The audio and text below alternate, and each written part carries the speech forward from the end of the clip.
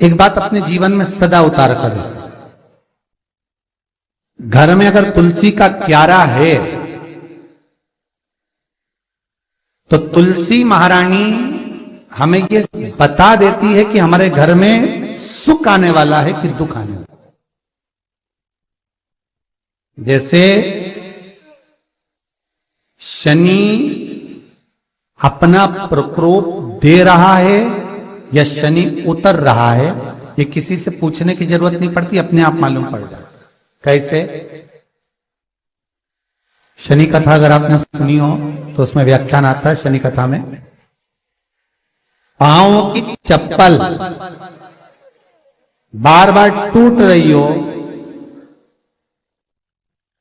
कमर से नीचे जो वस्त्र पहने हो वो फट रहे हो, कहीं पजामा है, धोती है, आदि वस्त्र हैं, कपड़े हैं, वो अपने आप फट, आज के जमाने में तो फटे फटाए पहनते हैं लोग, फैशन, उसकी गारंटी नहीं है, उसका हम वर्णन नहीं कर रहा। हम जब पहनते हम समझ जाते हैं इसको शनि तो ऑलरेडी लगा ही हुआ। जब उनका घुटना घुटनी सब फटा हुआ दिखता है तो उसमें लग जाता है कि शनि पहले से लग गया बापड़ा, उनके पहने से तो मालूम पड़े। शनि का नियम है, शनि कथा कहती है पांव की चप्पल बार बार टूट रही हो, घिस गई हो, बद्दी टूट रही हो, कुछ कर रही हो, और अगर कमर से नीचे जो वस्त्र पहने हो वो अपने आप फट रहे हो, समझ लेना कि शनि पांव से प्रवेश कर रहा, मतलब अपनी प्रखरता शनि दिखा रहा। किसी मंदिर में गए महाराज और वहां जाने पर चप्पल चली गई तो समझ लेना शनि की कुदृष्टि अब पड़ना बंद होना चालू हो गया। कितना सुंदर कहा है महाराज। जूता चप्पल आज के जमाने में तो फैशन हो गई साहब, घर की चप्पल अलग होती है, बाहर की चप्पल अलग होती है। लोग घर में चप्पल किचन तक में पहन के जाते हैं। अरे पानी ले जाओ सीओर से, रसोई घर में लोग चप्पल पहन कर जाते हैं, जहां भगवान का प्रसाद बन रहा है, जहां अन्नपूर्णा निवास कर रही है, और पूछो तो कह किचन की चप्पल है तो माथे पे रख लो। तुम अपनी मां को जरूर देखना है एक बार, वो बूढ़ी मां कितनी बार किचन में चप्पल पहन कर गई, मुझे जरूर फोन कर कर बताना।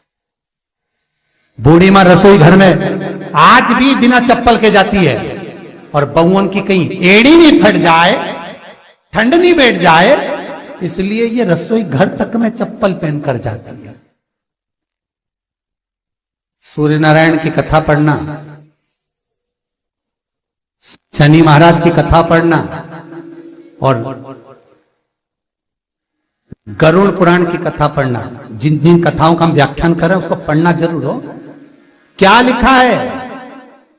घर के अंदर जब चप्पल जाती है, रोग, बीमारी, कष्ट, तकलीफ चालू हो जाती है। तुमने चप्पल क्यों पहनी? ठंड नहीं बैठ जाए, रोग नहीं बैठ जाए। घर के अंदर उतना बढ़ गया, एक कालीन बिछा दो, एक दरी बिछा दो, मोटा आसन बिछा दो, जिस पर तुम चल लो। जरूरी है कि कई कई लोगों को हमने ये भी देखा कि कालीन पर भी चप्पल पहन के चलते, और ब्राह्मणों को भोजन परोस रहे, गुरुजन को भोजन परोस रहा है, ठाकुर जी की थाली बना रहा है, ठाकुर जी का थाल लगा रहा है, तो भी चप्पल है पांव में। तेरा क्या होगा रे कालिया, क्या होगा? विचार तो करो। देह पड़ी रे जाए यहीं पर, फिर कुंडल और नगीना, क्या हरि नाम नहीं तो जीना। अभी भी सुधर जाओ रे, अभी भी सुधर जाओ, नहीं सुधरो तो सिधर जाओ रे, या तो सुधरो नहीं तो सिद्धरो, थोड़ा सुधरो। रसोई घर में अन्नपूर्णा रहती है, रसोई घर में शिव महापुराण की कथा कहती है जब भगवान शंकर को मां जगत जननी भोजन करा रही थी, शंकर जी ने वर मांगा था अन्नपूर्णा से, ए अन्नपूर्णे, तुम मेरे घर के बच्चों का भरण पोषण कर रही है। इस मृत्यु लोक में जितने मनुष्य जन्म लेते हैं ये मेरे पुत्र कहलाते हैं। तो अन्नपूर्णा ने कहा, चिंता मत करना भोलेनाथ, जिस जगह पर एक स्त्री, बेटी, कन्या या घर की बहू या बूढ़ी मां भोजन बनाएगी, उस जगह पर मैं अन्नपूर्णा उसके शरीर में प्रवेश करूंगी। रसोई घर नहीं होगा, वो मेरा और तुम्हारा मंदिर कहलाएगा। अब मंदिर में चप्पल पहनकर भोजन का निर्माण करना ये श्रेष्ठता है। एक आसन पटक लो आप रसोई घर के अंदर, जिस आसन पे खड़े होकर आप भोजन बना लो, मोटा सा आसन रख लो, चप्पल की जरूरत ही नहीं। श्रीमद् भागवत कथा कह रही है तुलसी का मात्र, तो शनि अपनी दृष्टि बता देता है। शास्त्र कहता है जब घर के अंदर प्रवेश करने के, जब आप घर में प्रवेश करें तो कोने में चप्पल को उतार दें। बाहर जगह नहीं है तो घर के अंदर प्रवेश कर लेफ्ट में चप्पल को उतार दें, और 7 या 3 कदम के अंदर चप्पल उतर जाना चाहिए घर के अंदर में। और उसके बाद अगर चप्पल अंदर प्रवेश कर रही है तो राहु केतु शनि के साथ प्रवेश करते हैं, जिसके घर में बीमारी कभी पीछा नहीं छोड़ती। शनि कथा, सूर्य की कथा का स्मरण करिए, आपको मालूम है, पहचान हो जाता है। महाराज तुलसी बता देती है कि आपके घर की दशा क्या है।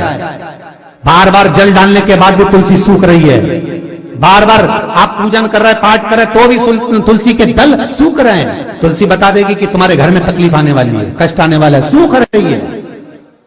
किसी ने जरूर कुछ ना कुछ ऐसा है कि इसमें घर में कुछ तकलीफ आएगी, तुमने लगाया फिर सूखी, फिर लगाया फिर।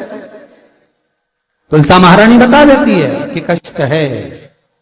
और जिस गमले की तुलसा घेर घमोर हो, फलित तो हो, आनंद में हो, तो उस घर में फिर दुख नहीं आता, समृद्धि खुद बढ़ती चली। जिन शंकर भगवान को आप जल चढ़ाते हो, जिन ठाकुर जी से आप लाड लड़ाते हो, जिन भगवान कृष्ण का आप स्मरण करते हो, राधा रानी का आप नाम जाप करते हो, जिस परमात्मा का आप भजन कर रहे हो, कीर्तन कर रहे हो, नाम जाप कर रहे हो, नाम स्मरण कर रहे हो, उससे तुम्हारा एक संबंध होना चाहिए, एक रिश्तेदारी होना चाहिए। और उससे जब तुम्हारा कोई संबंध रहेगा, उससे जब तुम्हारी कोई रिश्तेदारी रहेगी, तो उस रिश्तेदारी में जैसे ही आपके प्राण छूटे, और छूटते से ही आप जब गए, तो जाते ही आप कहोगे कि कृष्ण से मेरा ये संबंध है, वो मेरा पुत्र, वो मेरा भाई, वो मेरा बेटा, वो मेरा सगा, वो मेरा रिश्तेदार, वो मेरा कुटुंबी, वो मेरा पुत्र। जब कहोगे तो तुरंत प्रवेश हो जाए। महाराज भगवान से संबंध होना चाहिए। कई लोग भगवान को सवेरे से रिझाने बैठते हैं तो भगवान को बनी बनाई बात कहते हैं, ये पाठ कर लो, ये पाठ कर लो, ये पाठ कर लो, ये स्तुति कर लो, सारा बना बनाया। तुमने अपने दिल से कौन सी स्तुति गाई? तुमने अपने दिल से कौन सा भगवान को निवेदन करा, कौन सा नमन करा? बस सवेरे उठना है, नहाना है, भगवान के सामने जाना है, भगवान को नहलाना है, कपड़े पहनाना है, अगरबत्ती लगाना है, थोड़ा सा शक्कर का भोग लगाना। इतने सारे देवी देवता, शंकर जी, राम जी, गणेश जी, सारे देवता, और 2 खुरमा लेके आए, 1 बालूशाही लेके, 2 मठरी लेकर आ गए, 1 मठरी लेकर आ गए, और भगवान को इतनी सी कटोरी में रख दी।